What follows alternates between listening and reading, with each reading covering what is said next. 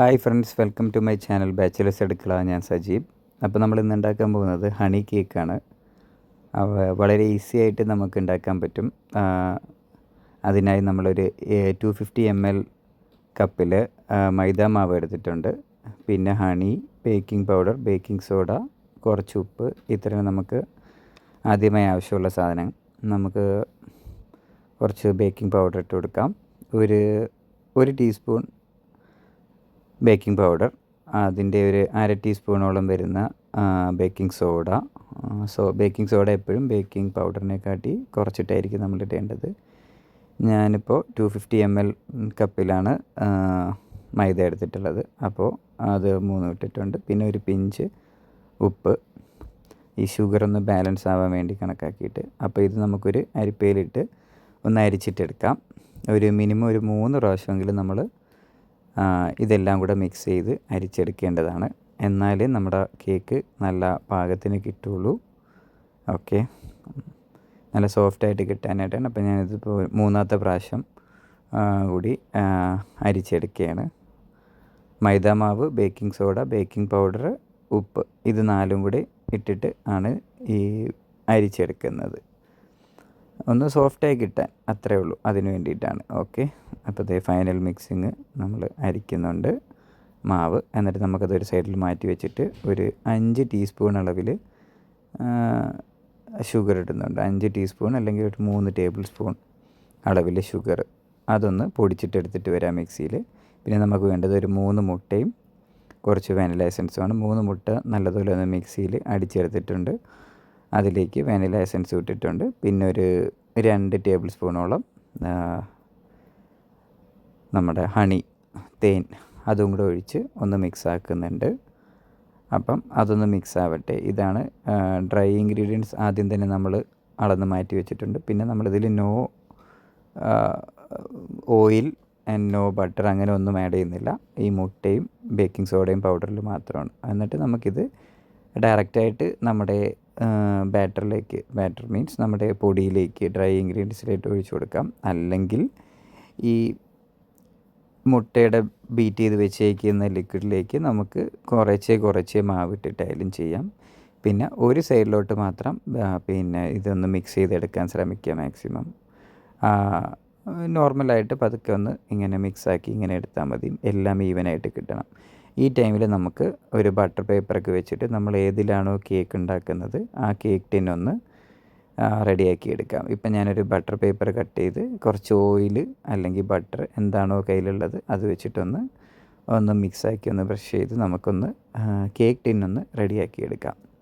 ഈ സമയത്ത് തന്നെ നമ്മൾ ഓവനിലാണെങ്കിൽ, ഓവൻ സെറ്റപ്പിലാണെങ്കിൽ അങ്ങനെയല്ല, ഓവൻ ഒന്ന് പ്രീ ഹീറ്റ് ചെയ്യാൻ വെക്കുക.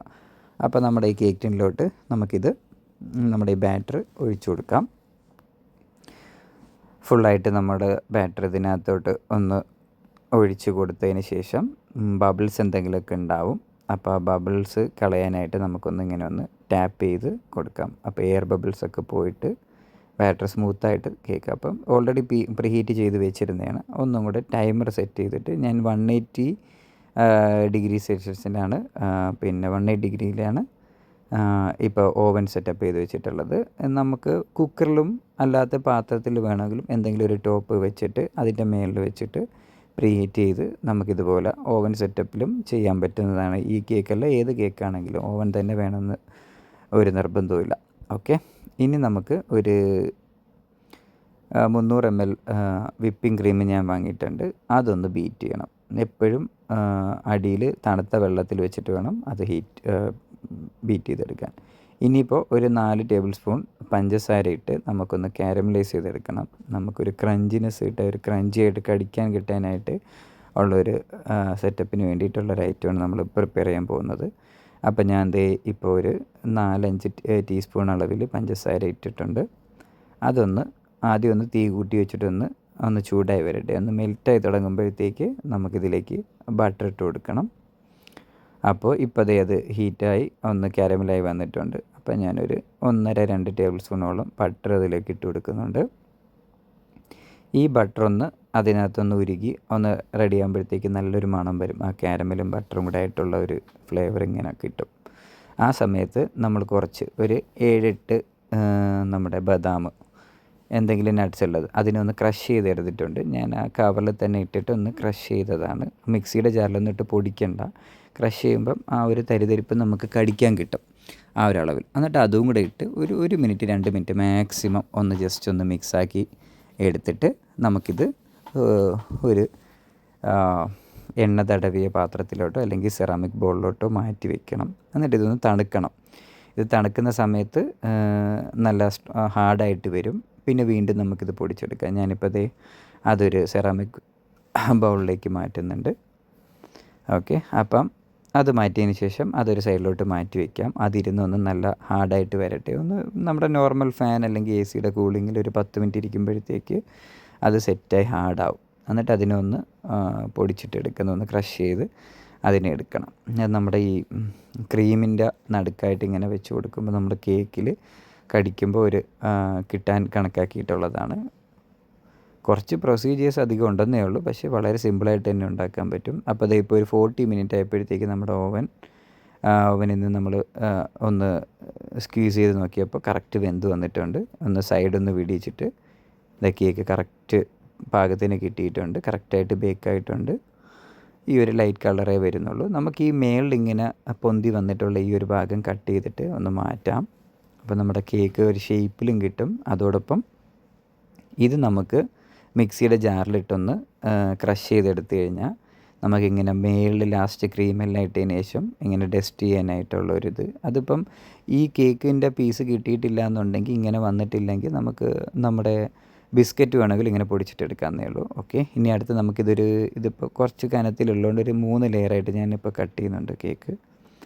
അപ്പോൾ അതാ 3 ലെയറായിട്ട് ഞാൻ കറക്റ്റായിട്ട് ലെവലിൽ കട്ട് ചെയ്തെടുത്തിട്ടുണ്ട്. ഇനി ഞാൻ ഷുഗർ സിറപ്പ് ഒരു 3/4 കപ്പ് ഷുഗർ സിറപ്പ് ആക്കിയിട്ടുണ്ട്. അതിലേക്ക് കുറച്ച് ഹണി, ഒരു 2 ടേബിൾ സ്പൂൺ ഹണി ഒന്ന് ഒഴിച്ച് മിക്സ് ചെയ്തിട്ട് ഞാനിങ്ങനെ സ്പ്രേയർ വെച്ചോ അല്ലെങ്കിൽ സ്പൂണിലോ നമുക്ക് ചെയ്യാവുന്നേ ഉള്ളൂ. അങ്ങനെ അതിനൊന്ന് സോക്ക് ചെയ്തെടുക്കണം കേക്ക്. അപ്പോൾ നല്ല സോഫ്റ്റ് ആവും. കേക്കിൻ്റെ മധുരവും എല്ലാ ആവശ്യത്തിന് കിട്ടും. ശേഷം നമുക്കൊരു കേക്ക് ടോപ്പിൽ വെച്ചിട്ട് ഒരു ആദ്യത്തെ ലെയർ വെച്ച് കൊടുക്കാം. എന്നിട്ട് അതിലേക്ക് നമുക്ക് വിപ്പ് ചെയ്ത് നമ്മുടെ വിപ്പിംഗ് ക്രീം, അത് ഷുഗർ ഇല്ലാത്ത നോർമൽ വിപ്പിംഗ് ക്രീം തന്നെയാണ് എടുത്തിട്ടുള്ളത്.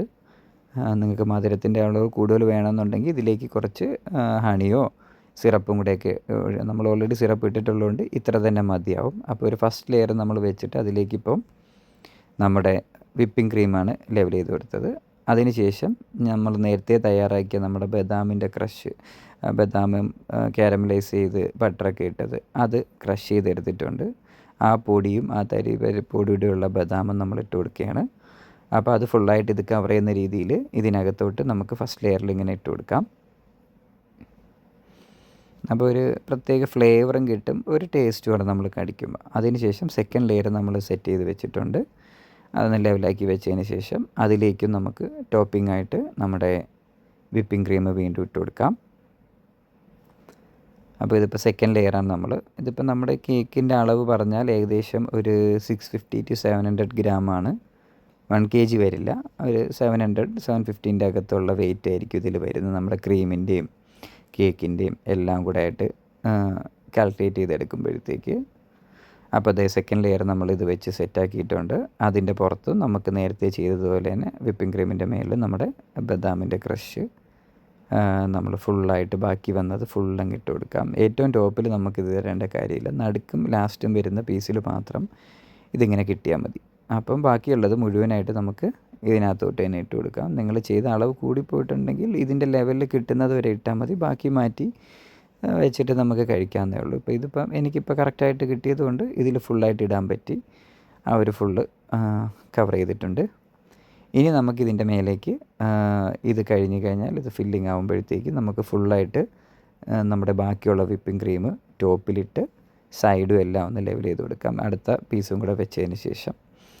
അപ്പോൾ അതേ ഇപ്പോൾ ടോപ്പ് ലെയർ വെച്ചിട്ടുണ്ട്. സാധാരണ നമുക്ക് ഈ മേളിലത്തെ പീസ് ഇപ്പോൾ ഷേപ്പിലുള്ളതുകൊണ്ടാണ് ഞാനിത് വെച്ച് കൊടുത്തത്. അല്ലെങ്കിൽ അത് താഴെ പോയിട്ട് താഴത്തെ ലെയർ തല തിരിച്ചിട്ട് മേളിൽ വെച്ച് കൊടുക്കാവുന്നതാണ്. അപ്പോൾ ഇതിപ്പം വലിയ കുഴപ്പമില്ലാത്ത ഷേപ്പ് ഉള്ളത് കൊണ്ടാണ് ഞാൻ ഈ മേളിലത്തെ പീസ് തന്നെ എല്ലാം കറക്റ്റായിട്ട് തന്നെ ഷേപ്പിൽ അതാത് ഷേപ്പിൽ തന്നെ കേക്കിൻ്റെ ലെയേഴ്സ് വെച്ച് കൊടുത്തത്. അപ്പോൾ വിപ്പിംഗ് ക്രീം നമ്മൾ ബാക്കിയുള്ളത് ടോപ്പിലിട്ട് കൊടുക്കുന്നുണ്ട്. ഇതിന് ശേഷം സൈഡും എല്ലാമായിട്ട് നമുക്ക് മൊത്തത്തിലൊന്ന് കവർ ചെയ്തെടുക്കാം. ഇപ്പം എന്താ മൊത്തമായിട്ട് കവർ ചെയ്തെടുത്തിട്ടുണ്ട്. അപ്പോൾ ഇനി നമ്മൾ നേരത്തെ എടുത്ത് വെച്ചിരുന്ന ആ പൊടിയുണ്ടല്ലോ, നമ്മുടെ കേക്കിൻ്റെ ബാലൻസ് മേളിൽ നിന്ന് കട്ട് ചെയ്തെടുത്ത അതൊന്ന് ഇതിൻ്റെ മേളിലേക്ക് നമുക്കൊന്നിങ്ങനെ നമ്മുടെ അരിപ്പയിലിട്ടിട്ട് അരിപ്പിൽ വെച്ച് ഒന്ന് ഡസ്റ്റ് ചെയ്തിങ്ങനെ കൊടുക്കാം. അപ്പോൾ അതിനൊരു ഒരു ലുക്കും ഒരു റിച്ച് ഫീലൊക്കെ കിട്ടാൻ കണക്കാക്കിയിട്ട് വരും. അത്രയേ ഉള്ളൂ. അപ്പം ഇതും കൂടെ ഇട്ട് ഫുള്ളായിട്ട് നമുക്കൊന്ന് കവർ ചെയ്ത് മേളിൽ മൊത്തം വീഴുന്ന രീതിയിലൊന്ന് സെറ്റ് ചെയ്ത് കൊടുക്കാം. ആ പൊടിയും സൈഡിലൊക്കെ ഇടാൻ പറ്റുമെങ്കിൽ കേക്ക് ടോപ്പ് ഉണ്ടെങ്കിൽ നമുക്കിങ്ങനെ കറക്കി കൊടുത്തിട്ട് സൈഡിലും ഫുള്ളായിട്ട് കവർ ചെയ്യാൻ പറ്റും. പിന്നെ വേറെ എന്ത് വേണമെങ്കിലും നമുക്ക് ഫോണ്ടൻ്റൊക്കെ വെച്ച് നമുക്ക് ഇഷ്ടമുള്ള ഷേപ്പ് ഹണി ബിയോ ഒക്കെ ഉണ്ടാക്കി വെച്ച് കൊടുക്കാൻ പറ്റുന്നതാണ്. ഞാനിപ്പോൾ ജസ്റ്റ് മേളിൽ മാത്രം ഇങ്ങനെ സൈഡിലൊക്കെ ആയിട്ട് ഇട്ട് കൊടുത്തിട്ടുണ്ട്. അതൊക്കെ ഒന്ന് ഷേപ്പ് ചെയ്ത് റെഡിയാക്കി ഒന്ന് ലെവലാക്കി കഴിയുമ്പോഴത്തേക്ക് നമ്മുടെ കേക്കിൻ്റെ ഫുൾ പരിപാടി കഴിഞ്ഞിട്ടുണ്ട്. പിന്നെ അപ്പോൾ ഇതാണ് ലാസ്റ്റ് ഫൈനൽ ലുക്കായിട്ട് നമുക്ക് കിട്ടിയിട്ടുള്ളത്. ഓക്കെ, അപ്പോൾ കേക്ക് ഫൈനലായിട്ടുണ്ട്. നമുക്കിനി ഇത് കുറച്ച് നേരം ഫ്രീസ് ചെയ്ത് എടുക്കാം. ഞങ്ങൾക്ക് ഒരു മണിക്കൂർ ഫ്രിഡ്ജിൽ വെച്ചിട്ടുണ്ടായിരുന്നു. എന്നിട്ട് ഇതാ കുട്ടീസ് വന്നിട്ടുണ്ട്. രണ്ടുപേർക്കും കൂടെയായിട്ട് നമുക്ക് ഫസ്റ്റ് പീസ് ഒന്ന് കട്ട് ചെയ്ത് കൊടുത്തിട്ട് നോക്കാം എന്താണ് അവരുടെ അഭിപ്രായം എന്നുള്ളത്. അപ്പോൾ വളരെ സിമ്പിളായിട്ട് നമുക്ക് ഒരു ഹണി കേക്ക് ഒരുപാട് ചിലവൊന്നുമില്ല. നമ്മൾ ഹോം മെയ്ഡ് രീതിയിൽ ഓവൻ സെറ്റപ്പിലും വിത്തൗട്ട് ഓവനിലും ചെയ്യാം. പിന്നെ നോ ഓയിൽ, നമ്മൾ സൺഫ്ലവർ ഓയിലോ അല്ലെങ്കിൽ വേറെ മറ്റ് ഓയിൽസോ അല്ലെങ്കിൽ ബട്ടറോ ഒന്നും തന്നെ യൂസ് ചെയ്തിട്ടില്ല. മുട്ട മാത്രം 3 മുട്ട മാത്രമാണ് നമ്മൾ എടുത്തിട്ടുള്ളത്. ഓക്കെ, അപ്പോൾ ഇത്രയേ ഉള്ളൂ. നമ്മുടെ ഫസ്റ്റ് പീസ് ദേ ഐഷുവിന് കൊടുത്തിട്ടുണ്ട്. പിന്നെ ദേ സുൽത്താനയ്ക്കും കൊടുക്കുന്നുണ്ട്.